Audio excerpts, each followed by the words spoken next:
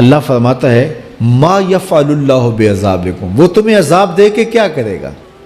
ذرا لہجہ دیکھیے، ذرا انداز، ما یفعل اللہ بعذابکم، وہ تمہیں عذاب دے کے کیا کرے گا؟ تم اس کی مخلوق ہو، اپنے دستے قدرت سے اس نے تمہیں بنایا ہے، تو وہ تمہیں عذاب دے کے کیا کرے گا؟ اس کی ضرورت نہیں ہے کہ تمہیں عذاب دے، نہ اس کی چاہت ہے کہ تمہیں عذاب دے، کوئی خود چھلانگے لگائے تو اس کی مرضی۔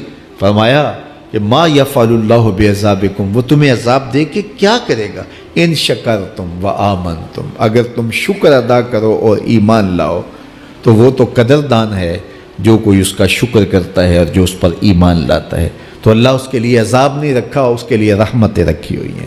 تمہیں دست قدرت سے بنایا ہے اور وہ تمہیں خوش دیکھنا چاہتا ہے، تمہیں خوشحال دیکھنا چاہتا ہے، تمہیں سرشار دیکھنا چاہتا ہے، تمہیں نہال دیکھنا چاہتا ہے، تمہاری زندگی کو خوشگوار دیکھنا چاہتا ہے۔ تم نے اپنے آپ کو خود اپنے اعمال کی وجہ سے مصیبتوں میں ڈالا ہے، تو کہا شکر کرنے کی عادت ڈال لو، دیکھنا پھر اللہ تعالیٰ جل شانہ کی رحمتیں تمہارے اوپر کس طرح اترتی ہیں، اس کی نوازشیں تمہارے اوپر کیسے برستی ہیں۔ توکل اگر ہم سیکھ جائیں تو توکل ایک ایسی دولت ہے کہ جو خوشحال زندگی کی ضمانت بنتی۔ جب ہم اللہ پر توکل نہیں کرتے اور ہم سمجھتے ہیں یہ سب کچھ ہماری محنت کا نتیجہ ہی ہوگا، اور نتیجہ جب نہیں آتا تو پھر ہم بے چین مضطرب ہو جاتے ہیں، اور جب ہم اس پہ توکل کر لیں تو پھر ہمارا صرف اتنا ہی کام ہے کہ میاں ہم یہ کام کر رہے ہیں، بس یہ حکم، ہم بیج بو رہے ہیں، بس یہ حکم ہے اور بو رہے ہیں، باقی اس پہ بھروسہ ہے، یہ کام اس کا ہے کہ اس نے اس کو اگانا ہے، اس کے اوپر پھل لگانے ہیں۔ تو جب اس پہ توکل ہو جائے تو بندہ سوکھا رہتا ہے، ورنہ بندہ مشکل میں مبتلا ہو جاتا ہے۔ بسا اوقات ایسا ہوتا ہے کہ بندہ ایک منصوبہ تیار کرتا ہے، اس کا عملی نتیجہ اس کو سامنے نظر آ رہا ہوتا ہے، لیکن نتیجہ بالکل الٹ جاتا ہے۔ سید علی المرتضیٰ فرماتے ہیں میں نے اپنے ارادوں کی شکست سے ہی اپنے رب کو پہچانا ہے، کہ میں ایک منصوبہ تراشتا ہوں کہ یہ اور یوں ہوگا اور وہ ہونا چاہیے، لیکن نتیجہ وہ نہیں آتا، تو کوئی طاقت ہے اس کا جو نتیجہ بدل دیتی ہے۔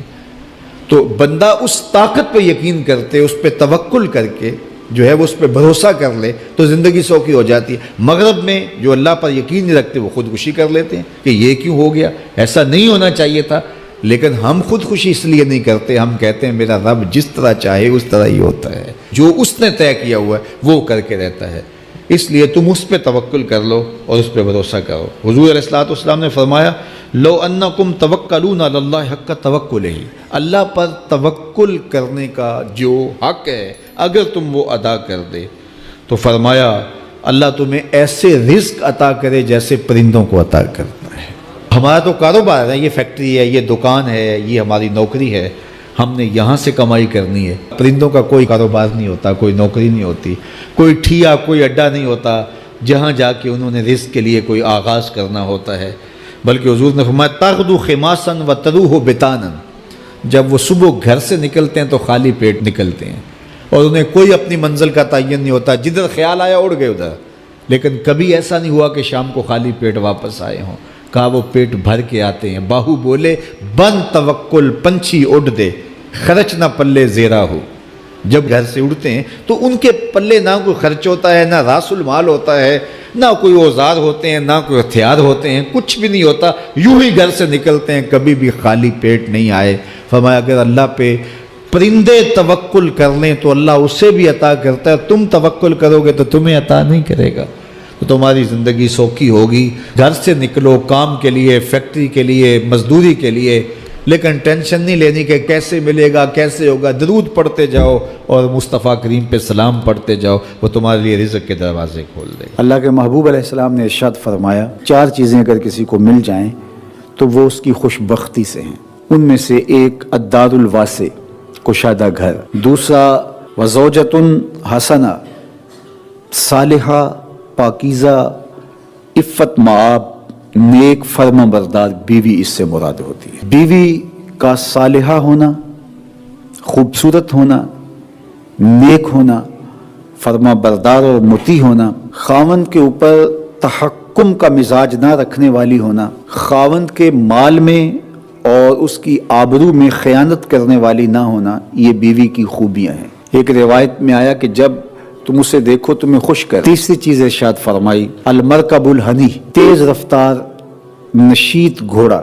और चौथी चीज़ इरशाद फरमाई अलजारु साले, नेक हमसाया। तो किसी को नेक हमसाया नसीब हो, कुशादा घर मिल जाए, नेक सालेह पाकीज़ा मिजाज खातून नसीब हो जाए और अपनी ज़रूरत के लिए अच्छी सवारी मिल जाए, तो वो दुनिया की खुश नसीबी और दुनिया की फिरोज़ बख्ती समेट चुका है। ये चार चीज़ें हमारी ज़िंदगी की खुश नसीबी में से हैं। अगर किसी के पास ये चार चीज़ें हैं तो वो अल्लाह का शुक्र अदा करे। और ये चीज़ें जब इंसान को मुयस्सर आ जाएं तो वो यकसुई के साथ इबादत भी कर सकता है, यकसुई के साथ साले और नेक आमाल भी बचा ला सकता है। तो यहाँ इरशाद फरमाया कि जब हम कहते हैं अल्लाह हमें हसनात दुनिया अता फरमा और हसनात आखिरत अता फरमा और आतिश दोज़ख से हमें बचा ले, तो हसनात दुनिया से मुराद दुनिया की हर खैर होती है।